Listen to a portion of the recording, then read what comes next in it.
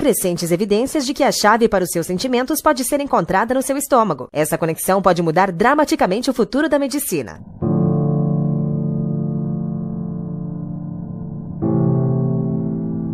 O Dr. David Agus junta-se a nós novamente de Los Angeles. David, bom dia. Maria. Isso é realmente fascinante. E de uma certa maneira não é uma surpresa quando você pensa sobre isso. Mas qual é a ligação? Bom, você tem 10 vezes mais bactérias no seu intestino do que células humanas no corpo. Essas bactérias são uma parte-chave de nós, e elas metabolizam a nossa comida e controlam muitos níveis de hormônios. E há uma conexão direta dos intestinos com o cérebro chamado de nervo vago.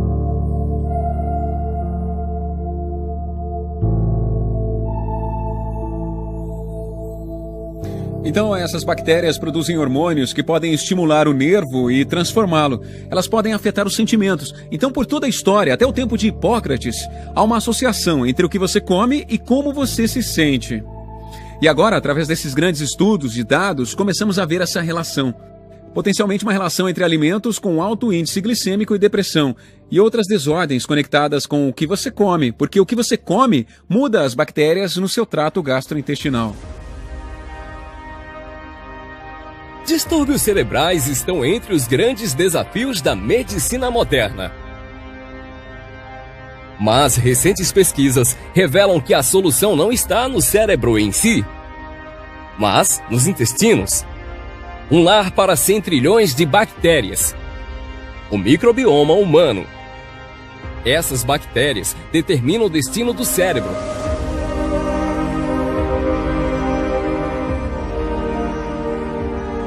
Por estimular a saúde dos intestinos, você pode abrir a porta para uma saúde cerebral sem precedentes.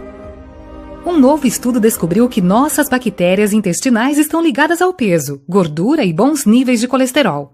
Esses são fatores importantes para manter um coração saudável. A doutora Tara Narula, cardiologista do Hospital Lenox Hill, em Nova York, se junta a nós na mesa. Então, vamos começar com o microbioma. O que é e o que ele faz? Basicamente, nós coevoluímos e desenvolvemos um incrível relacionamento simbiótico com centenas de trilhões de bactérias que vivem no nosso trato digestivo. E elas não nos ajudam apenas a digerir alimentos e nos proteger de infecções, mas afetam muitos outros sistemas. Foi mostrado que reduzem ou aumentam o risco de câncer, afetam o nosso sistema imune e a nossa saúde mental, e agora afetam potencialmente a nossa saúde cardiovascular. Então, esse estudo em particular pegou amostras de sangue e fezes de 893 indivíduos. Exatamente. E usaram isso para que fosse possível encontrar uma conexão entre os organismos bactericidas no intestino e o seu índice de massa muscular, colesterol bom e os triglicérides. E identificaram especificamente 34 micro-organismos que conduzem as diferenças de 4,5% no seu índice de massa corporal, 6% nos triglicérides e cerca de 4% no seu colesterol bom. E quanto mais diversas são suas bactérias, melhor você é em colesterol e triglicérides.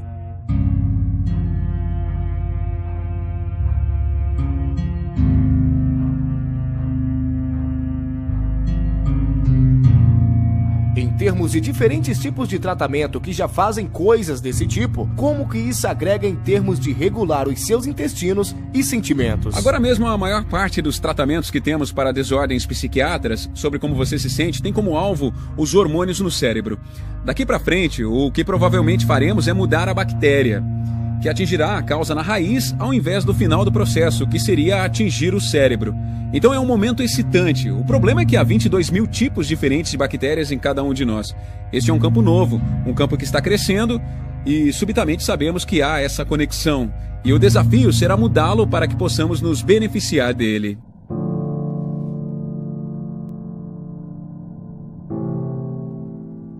O eixo cérebro-intestino transforma a informação de alimentos para sentimentos via o nervo vago.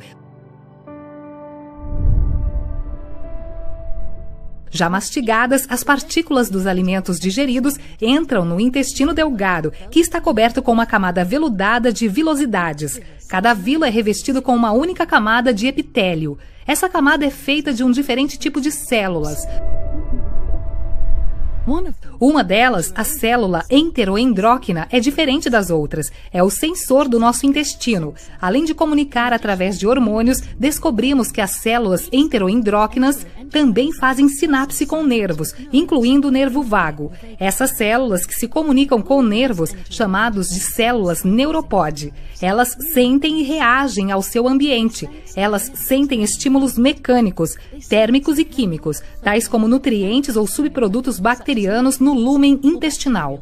Dentro das células neuropode, sinais de estímulos são convertidos em pulsos elétricos minúsculos. Esses sinais propagam via sinapse para o neurônio eferente do nervo vago. Neurônios do nervo vago transportam a informação sensorial para o tronco cerebral, conectando os sinais gerados dentro do intestino delgado para o cérebro. A conexão de células neuropode com o nervo vago serve como um condutor para que os alimentos no intestino influenciem as funções cerebrais em segundos. Esta conexão também é uma porta em potencial para patógenos do intestino acessarem o cérebro. Este novo conhecimento é a fundação para criar terapias que tratem desordens relacionadas com a comunicação alterada do intestino-cérebro. O novo relatório publicado nesta manhã diz que alguns populares sucos de frutas podem apresentar contaminação de metais pesados. Consumer Reports testou 45 sucos de frutas para metais pesados como chumbo, arsênico e cádmio e encontrou níveis mensuráveis em todos os produtos. Alerta do consumidor agora para um relatório que está causando preocupação sobre a segurança dos alimentos nos Estados Unidos. O grupo de pesquisas de interesse público afirma que recalques de carne e aves contaminados aumentaram 83% nos últimos 6 anos. 1 em cada 6 americanos adoecem todos os anos por comerem alimentos contaminados, com ao menos 3 mil mortes anualmente. Recalque de alimentos parece ser uma grande parte das nossas vidas diárias, o que nos faz perguntar o que está causando este recalque de alimentos e quais cuidados o consumidor deve ter ao comprar alimentos. Esses recalques de alimentos aumentaram 10% desde 2013. Especialmente no que concerne às aves e carnes. De acordo com um novo relatório do Grupo de Interesses Públicos dos Estados Unidos, o grupo diz que mais precisa ser feito para proteger os americanos de alimentos contaminados. E coli e salmonela são as infecções mais comuns.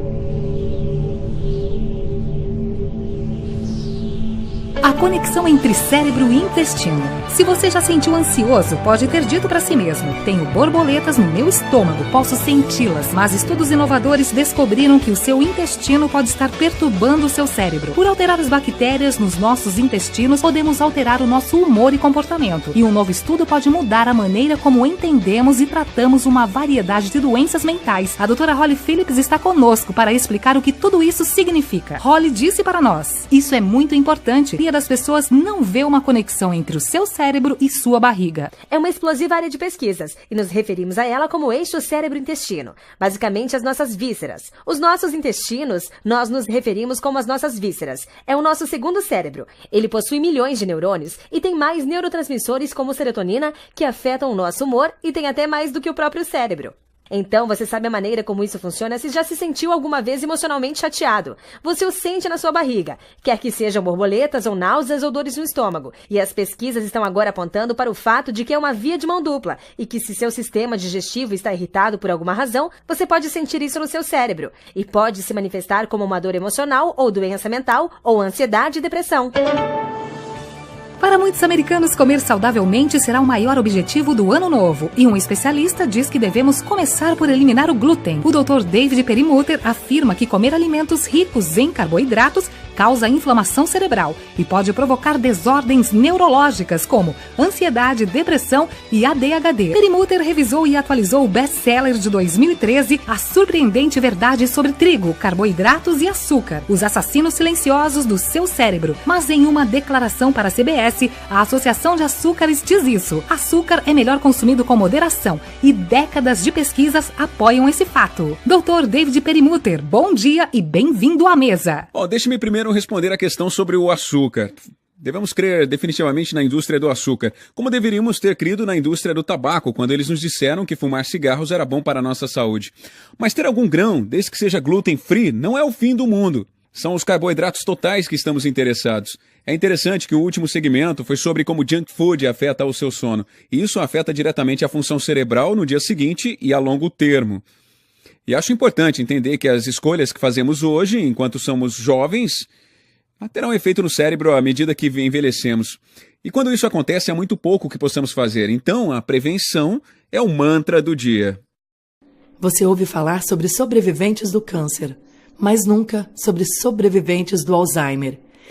Exato. É incrível como o Jornal da Associação Médica Americana, no mês passado, publicou um artigo dos assim chamados medicamentos para Alzheimer e indicou que não só eles não funcionam, como na verdade estão associados com um declínio cognitivo mais rápido.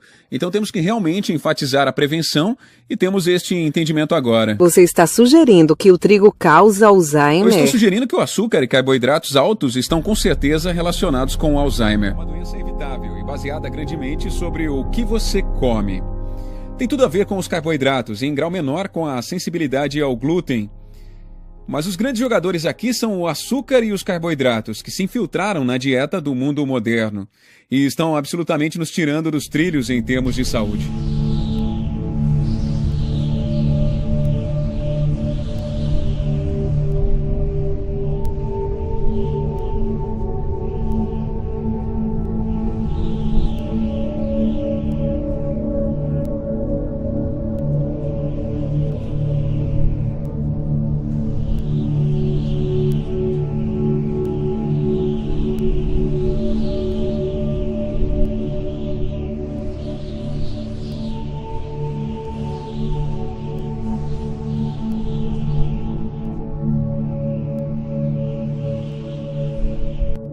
A comida é informação, está instruindo este incrível e bem evoluído genoma que temos. E isso é o que me impressiona. A mensagem aqui é: o destino do seu cérebro é escolha sua. O alimento que comemos é fundamentalmente importante para o nosso cérebro. Uma dieta rica em gorduras, quem diria? Uma dieta rica em gordura é fundamental para manter o teu cérebro saudável. E carboidratos são absolutamente letais. Eles são os pregos do caixão para o seu cérebro. E agora as pessoas estão ouvindo, e isso é tão empolgante que a mensagem Uma está dieta se espalhando. rica em gordura? Sim, uma dieta rica em Explique gordura. isso em mais detalhes. Eu acho importante qualificar isso, porque rico em gorduras não significa gordura transhidrogenada modificada, que é tão universal nos alimentos. Significa gorduras boas e naturais.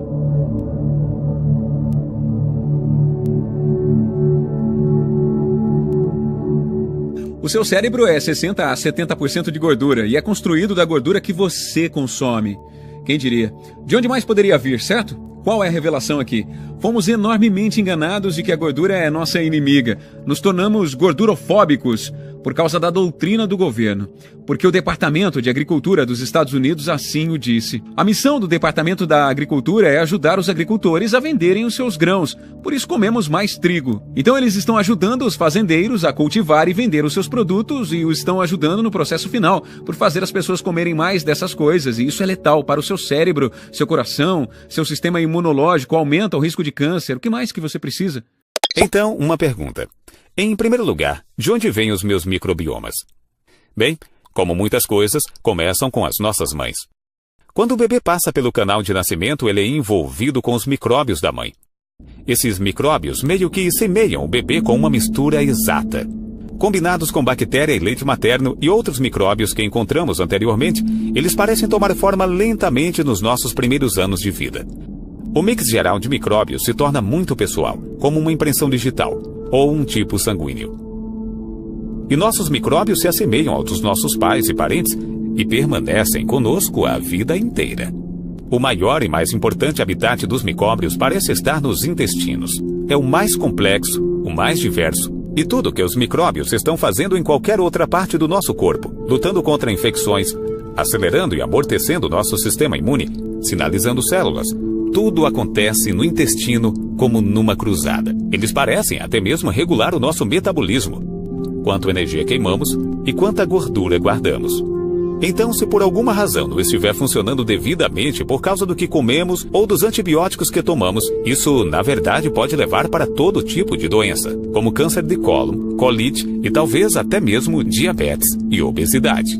Alguns cientistas acham que uma razão para que muitas doenças estão aumentando seja porque perdemos importantes micróbios do intestino. Os nossos microbiomas se parecem muito menos diversos comparados com de pessoas vivendo em países menos desenvolvidos e em gerações anteriores. E lembram-se como obtemos os nossos microbiomas em primeiro lugar? Das nossas mães quando nascemos e do leite materno. Bem, alguns cientistas pensam que muitos bebês não estão recebendo isso por causa de todas as cesarianas e insuficiente amamentação, além de todos os antibióticos que as crianças recebem nesses dias e nossa obsessão por limpeza.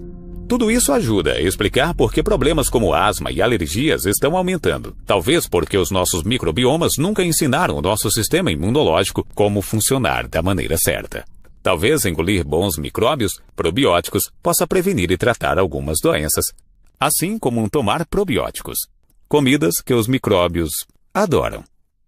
Há crescentes evidências nesta manhã de que bactérias gastrointestinais fazem mais do que apenas digerirem alimentos. Cientistas descobriram agora pistas importantes sobre o papel das assim chamadas bactérias boas. Um novo estudo do jornal Nature descobriu que pessoas sem um certo tipo de micróbios têm mais chances de serem obesas ou terem diabetes ou outros sérios problemas de saúde. Como podemos melhorar o nosso microbioma, dada a importância de ter níveis certos tanto de bactérias boas quanto más no seu intestino? Há algumas coisas que você pode fazer. A sua dieta claramente afeta isso. Então, comer uma dieta rica em frutas e vegetais, baixa em carne vermelha, rica em fibras e também em prebióticos e probióticos podem ajudar. Mas o fato é que o microbioma é realmente criado com o tempo. Desde quando você nasceu, quer você tenha nascido de cesariana ou normal, isso começa a afetar as bactérias no seu intestino. Ou se você foi amamentado no peito ou não. E então a dieta que você come por toda a vida.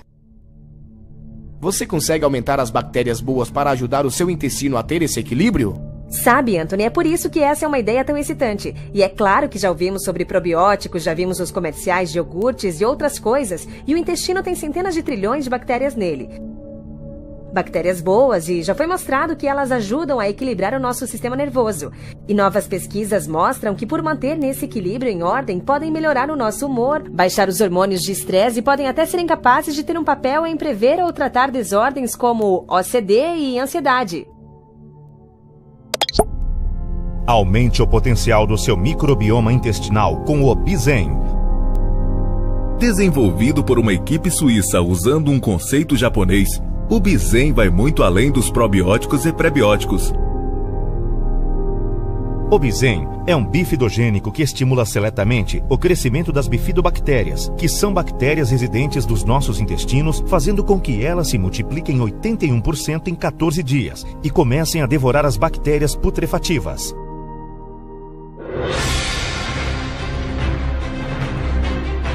Sem glúten,